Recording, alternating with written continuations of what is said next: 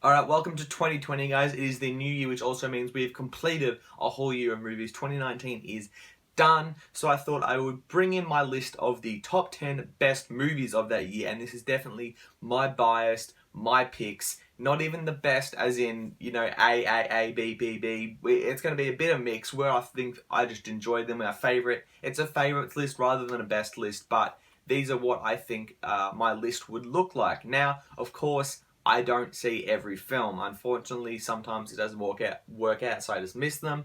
But also, I'm not a paid YouTuber. This is not my life. This is not my job. So I can't go and see every single movie that comes out. And I definitely saw a lot less than any other year. I think I saw about 40 something this year, which other years I've seen closer to 80. So it's definitely been a very, not lackluster year, but just not as many movies that I ran to see. As well as I just think the movie in general, this year's movies. I haven't had many crap movies. I actually didn't give a C minus the entire year, which is something crazy, nor a D plus. So I've given C between a C and an A, which is just a crazy thing. A lot of that's come because I'm not deliberately seeing the shit films.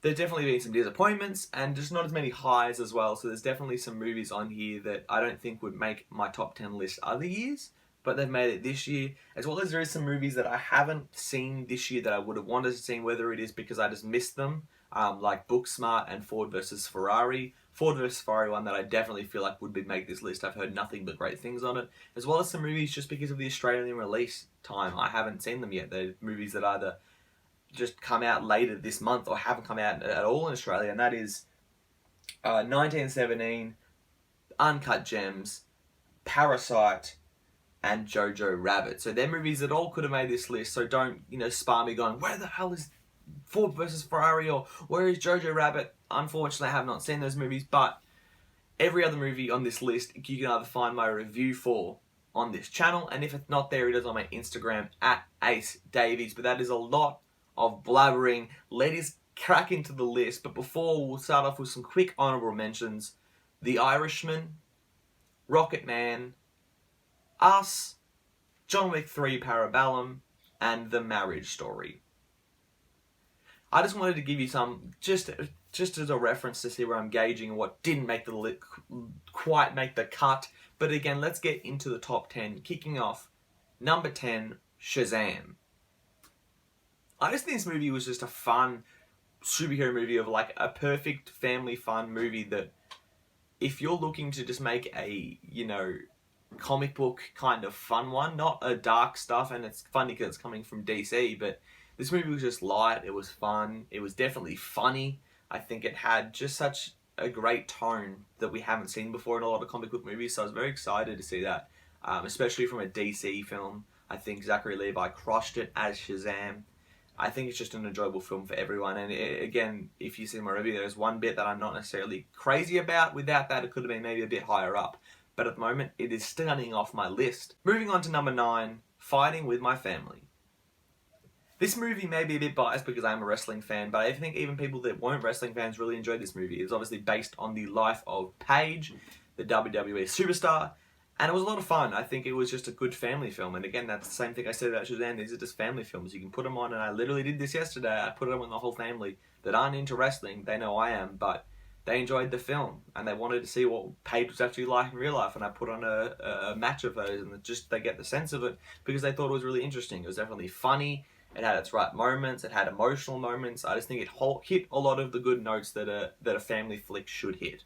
On to number 8, we have Knives Out. I was really excited that this movie was a success and that obviously made my list because it means it's good. Because this mystery kind of thriller genre is something that you don't see as much on the big screen. So I was very excited that not only that it was there, but it actually was very good because it was very enjoyable. It had a great mystery to it. It took a great twist as well. Not even just the twist in the movie, but the way the movie was set out is a twist itself as well, surrounded by a phenomenal cast. The names you could go on forever. Rian Johnson did a phenomenal job with this movie, and it's definitely worthy of anyone's top 10 list. Number 7, we have Toy Story 4. Honestly, the way Toy Story 3 ended was probably the way any franchise would want to end. 3 ended with a lot of money, a lot of success, and a lot of fan acclaim. They risked it and they gave us 4. Obviously, it was going to make a lot of money, but it was success. It was a success as well. Fumbling, mumbling, but you guys get it. It was a very good movie. A lot of family flicks on this one. This is obviously an animation. We know what Toy Story is, and I think it was funny. And it somehow managed to make a great ending to 4 when we already had a great ending to 3. I think that's enough to get some respect on anyone's top 10. Number 6, How to Train Your Dragon 3: The Hidden World. Yes, we're going back-to-back animations, and this is another perfect example of capping off a saga. This was a great ending to the franchise. Maybe a little biased because I am a huge How to Train Your Dragon fan. I loved the first movie. Like, that was one of my favorite movies. And then 2 was just an emotional roller coaster.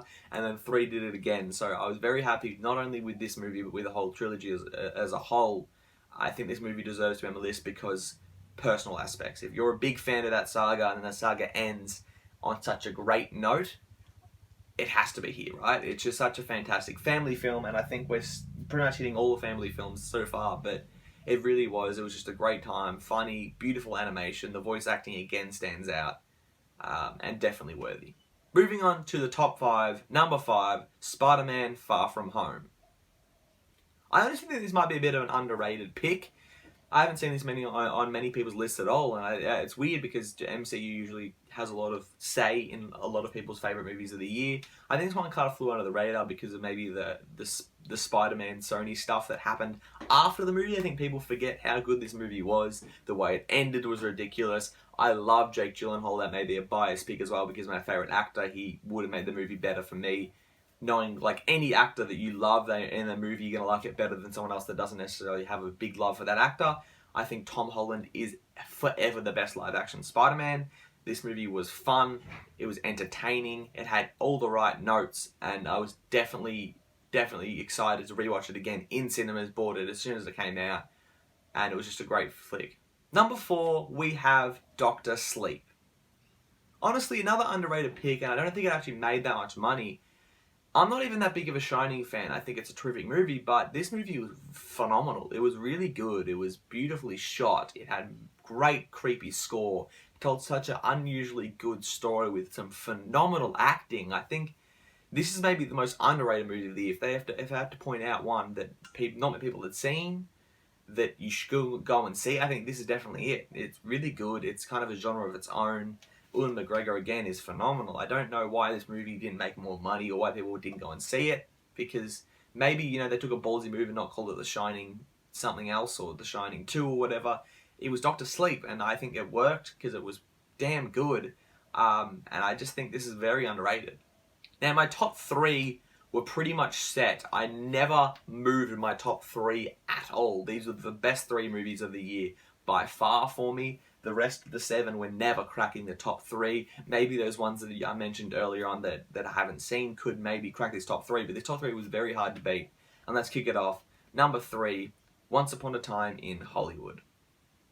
To me, this is the perfect example of giving 2 actors that are so damn good in Leonardo DiCaprio and Brad Pitt a run and just go, act.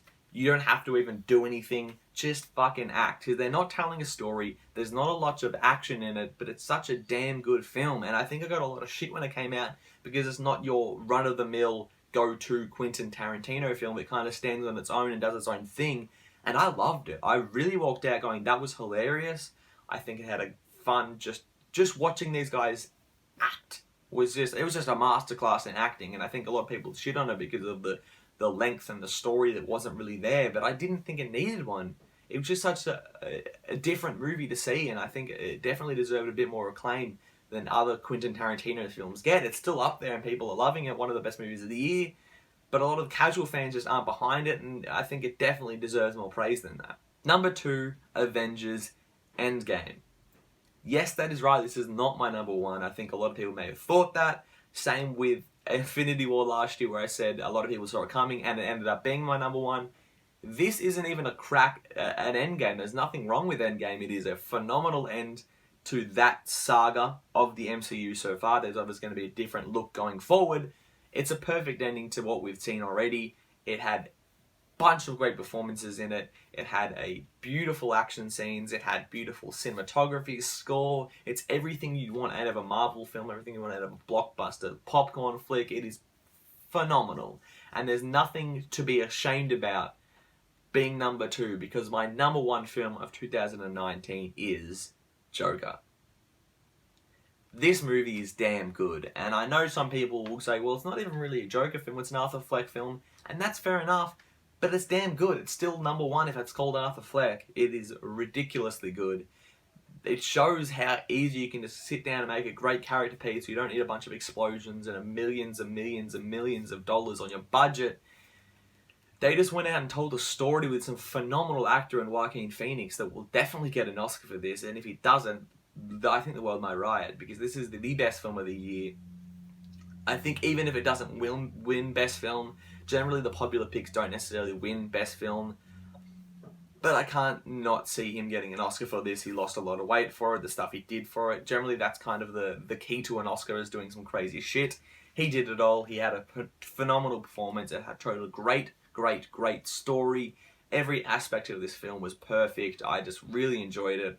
And that is it, guys. That is my 10 best films of 2019. There won't be a 2019 worst of, which is because I deliberately avoided some that I thought would be bad. Sorry. I deliberately avoided some bad movies, so there won't be that list. Whether there is some disappointing movies, for sure, but there won't be a terrible list like every other year.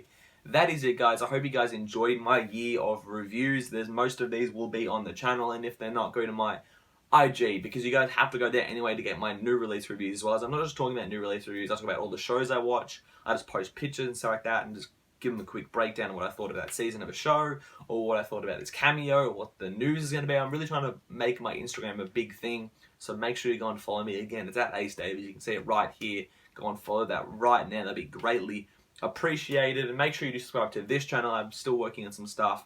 I've got a anticipated list, most anticipated movies of 2020 coming out very, very soon, as well as another big list that I'm working on that involves the whole decade. You can probably figure out what that is. I'm not going to tell you guys what that is, but lots of things come into this channel, and I'm going to break it down with a lot of more fun stuff that isn't just lists. It's just some fun skits or some Blu-ray stuff and all that good shit. Make sure you do subscribe, as I said before. Like, comment, let me know what my favourite movie was in 2019, what you thought of my list. Whatever you thought, that's fine with me. Let me know. But of course, guys, have a good one.